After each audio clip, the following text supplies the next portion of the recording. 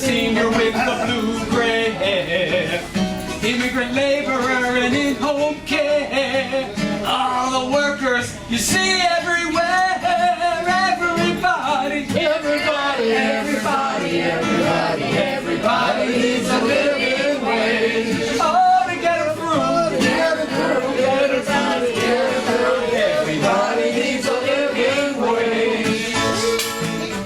Not enough to give someone some pay, you gotta keep the landlord away. You gotta have food for the kids today, and keep the bill collectors at bay. Everybody, everybody, everybody, everybody, everybody needs a living wage. Oh, to get them through, get them through, get them through, get them through. Everybody needs a living wage. We're gonna fight until they cannot stop. We're gonna fight until the mighty fall, until the wealth is in the hands of all, until the poor they are walking tall. Everybody, everybody, everybody, everybody, everybody needs a living wage. Oh, to get them through, to get them through, to get them through, to get them through. Everybody needs a living wage. Corporate greed has kept us all so down, but we're gonna turn it all around. Sing it loud if you like the sound. So many voices no longer bound. Everybody, everybody, everybody, everybody, everybody needs a living wage. Oh, to get them through, get them through, get them through, to get them through. Everybody needs a living wage. Everybody needs a living wage. Sing it with me. Everybody needs a living wage. Everybody needs a living wage. One more time. Everybody needs a living wage.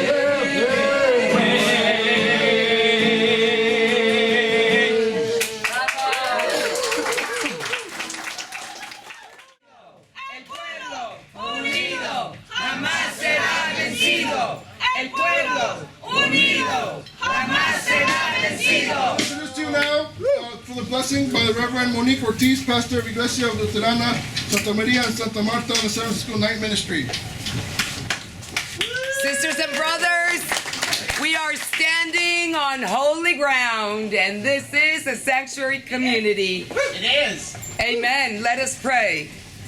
O Holy One, source of all life and source of all love, we gather at this hour in thanksgiving for having brought each one of your sons and daughters here together to deeply bless this sanctuary community and the important work that each of the social and economic justice organizations, agencies, and artists carry out day after day.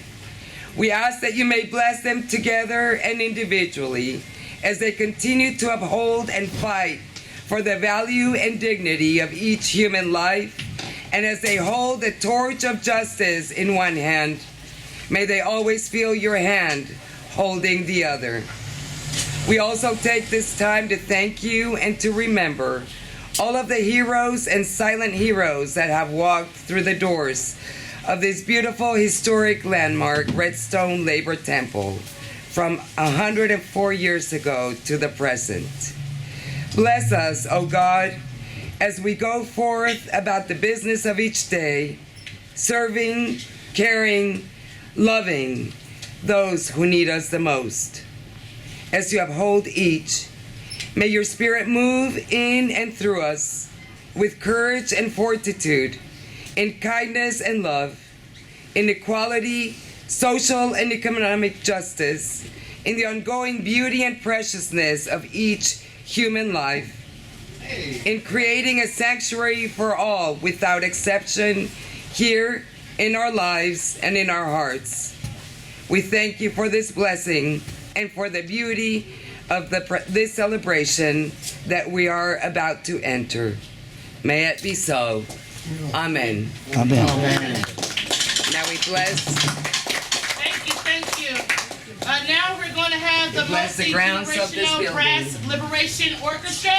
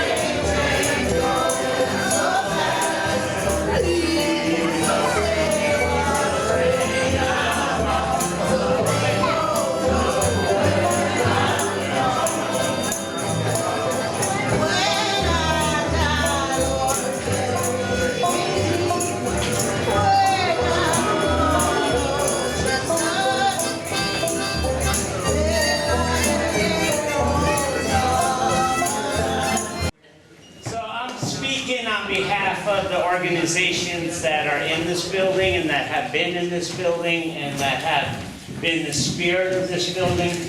And it's not just about what we do individually as organizations, it's about what we all do as a community. And there's a place in this city that still exists, and that's here. And we weren't the first, we won't, well, fuck, we might be the last. But we weren't, sure as hell we weren't the first. This is where community groups come together. Whatever differences we might have isn't about we don't agree with each other. It's about we have different priorities, but we all come from a human rights context. We all come from this is about our community. And we all understand that you fuck over one group of people, you're messing with all of us, and we are gonna band together and fight back. While, you know, I come from the streets. I was homeless at 16. I come from the streets. I could say, oh, everything's about being homeless. No, it ain't. Everything is about human rights, classism, and racism in this fucking colonizing country that we live in. And if we want to see it change, we have to make it change. And we can't just ask for that. We have to fight for that. We have to band together and understand when we talk human rights, we're talking all of us. And we need to understand that whether you come from the streets, whether you're talking about the education system, where kids that somehow education isn't seen as uplifting when it's about poor people, but it's tax credits for rich fuckers. Fuck that. We talk about housing as charity when it's poor people, and it's $34 billion a year, but we do $140 billion a year in tax credits for homeowners. And that's economic stimulus. But when it's for poor people, it's charity, and you have to be worthy, and you can't be arrested, and you have to have been born here, and you have to be able to document, and you can't have people sleeping in your unit. You know what? When no homeowner in this country would tolerate the federal government walking into their home and counting toothbrushes. Poor people tolerate that shit every day. And so as we band together and understand that this is about fighting oppression, and it's not about asking for something different. It's about demanding, because God damn it, this is our government and you work for us, and if you don't work for us, you need to get the hell out. This is a building that breeds that. It's a building that allows our little group, RAP, Western Regional Advocacy Project, and I ain't gonna give you the website, and I ain't gonna ask for a freaking donation. This is a building that lets us sleep here on this floor when we have our gatherings every year, because we all come from LA, Skid Row. We all come from Denver. We all come from Portland. We gather here every year. We sleep on this floor on mats, because it's important to us that we unite our fights and our struggles, and we connect our struggles, that we're human rights groups that happen to have come from the streets of Skid Row, of Portland, of Denver, of Sacramento, of Oakland, of San Francisco, and we ain't taking this shit no more. We need this space to be able to continue to do that work, and to expand that work, and to grow that work, and to bring art and theater and movies and music into that work. And this space is vital. And we ain't walking out on our fucking knees. We're walking out in handcuffs if we walk out of here. We've done squatting before. We're gonna squat this goddamn place if they try to take it away from us. Because whether they kick your ass or not, at least you fought.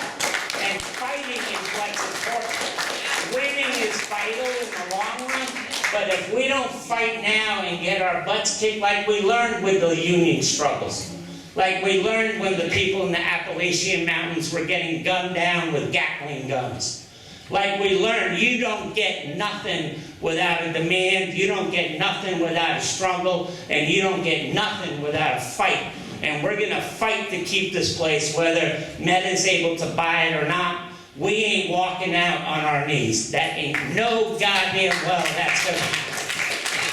Thank you all for being here.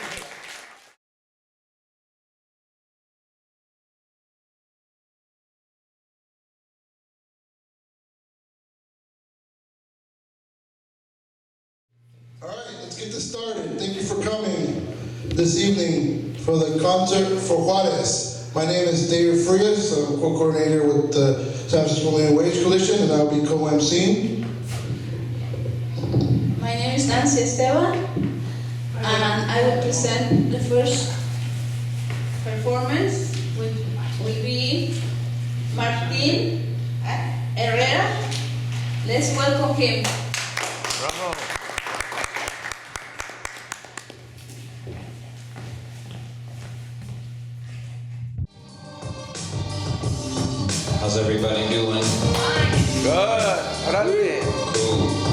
Alright, we'll go ahead and get into this.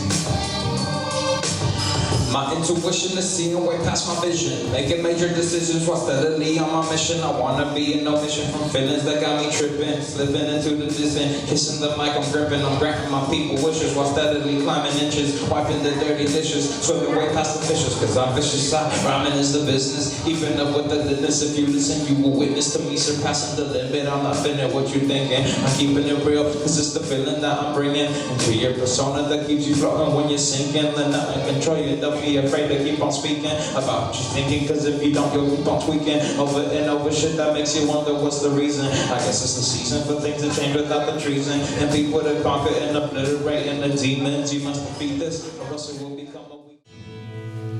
Qué difícil resulta, compañera, acabar de situarte en tu lugar. Qué manera de alzarte a la primera, qué cadena tan última en llegar. Tu sereno perfil, tu larga espera, tu esperanza que se ha de continuar. Te moldearon de estoica madera que resiste el más fiero vendaval.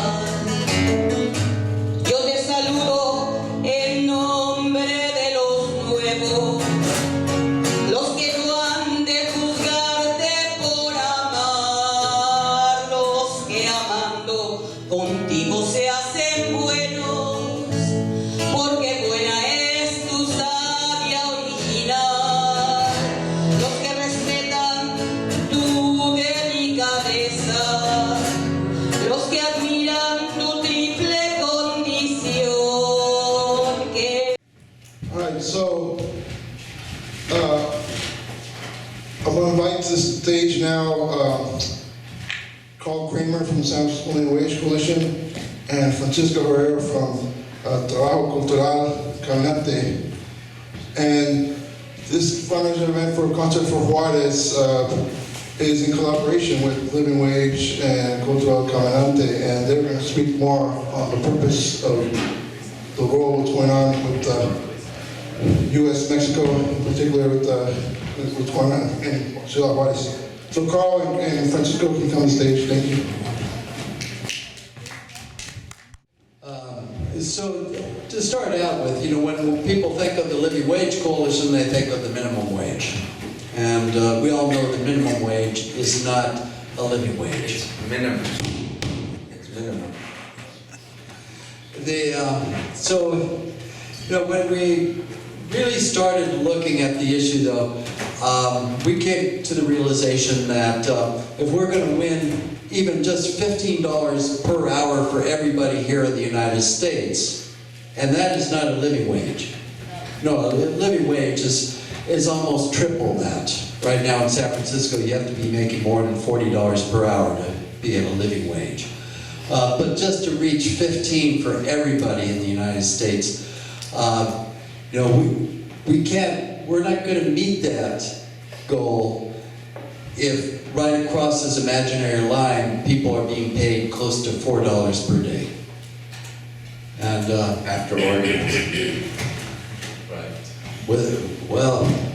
Just to kind of give you the story of what we learned about organizing in Mexico, we started an exchange with people in Ciudad Juarez in 2008, and that was at the height of the recession. That was when the recession hit. And that was for them the start of what they called the Great Violence. And it was a very difficult time for workers to organize. But there was a very plucky organization in the very poorest neighborhood of Ciudad Juarez in Anapra called Las Hormigas.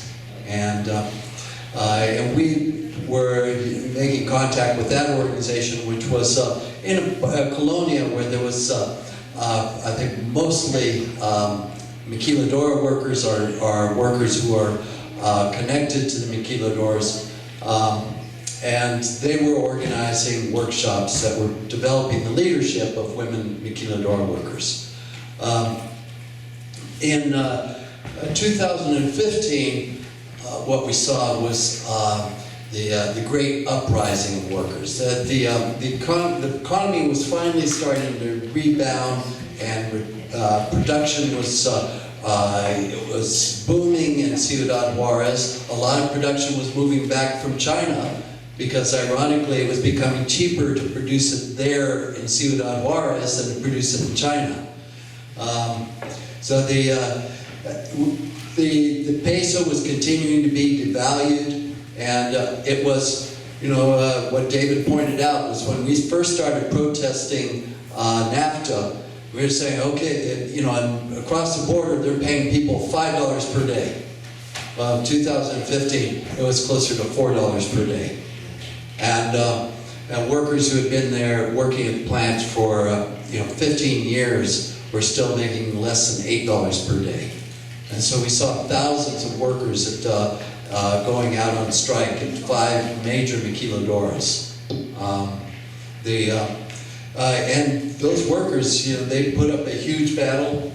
At one of the plants, they finally won legal recognition. That was by occupying the offices of the labor commissioner. But in each of those circumstances, a combination of the government just completely complicit in not responding to the illegal firings by these companies, and and also use of the federal police and intimidating union leaders. That all of those efforts to organizing the union was crushed. So it brings us now to that, to be able to win the right to, and the difference between Ciudad Juarez and say Matamoros was they don't even have charro unions, and they have some, but this is just a completely, for most of these plants, completely union-free environment. And for them just to be able to assert their legal right to organize a union, we are going to need we are going to need to make sure that whatever is there in the way of a free trade agreement has swift and certain protections, enforcement for workers' rights to organize, for labor rights, and protections for the environment. And also, the current NAFTA 2.0 has protections for patents for pharmaceuticals that will just further skyrocket the price of prescription drugs. So those are the things that we need to make sure that we're putting the pressure on congressional representatives to defeat the NAFTA 2.0, the U.S.-Mexico-Canada agreement. And also, as Will was mentioning, that Nancy Pelosi made a recent statement about, yes, this is a bad agreement and we got to get this fixed, but we just can't survive without having NAFTA. We got to make sure that that NAFTA, we have something to replace NAFTA. No, we're saying, that we'd rather not have NAFTA. If we want a good agreement that is protecting workers' rights, and that workers in Mexico can start organizing to fight for higher wages and be able to support their families. But other than that, no, we'd rather not have NAFTA at all. And for Nancy to have Congresswoman Pelosi to have to have said, well, we'd rather have NAFTA than nothing, shows further that we need to continue putting the pressure on her. The fact that she could say such an absurdity is just a symbol that we're not at her door. taking over her office. And we know, folks, that the reason we had the great strike of 1934, the reason we have the benefits that we've been losing, I mean, haven't you had enough and NAFTA? The reason these absurd and obscene immoral policies have happened is because we're not freezing the city, we're not freezing the state as people did before, as they did in Seattle, in the Skid Row area where people took over, as we did in the border when the UFW was growing and emerging, as people did in LA, as people did in San Francisco. What has moved our struggles, what has moved our quality of life, what has improved our efforts of living a decent and well-paid life and work has been our ability to freeze government, our ability to kick out people like Nancy Pelosi, who has supported us in many things, but obviously is completely betraying us in this, as well as the absurdity of calling a criminal like Mr. Guaido in Venezuela, recognizing him of I don't know what. But I mean, so it starts here. It starts in our group of 20 people that are here.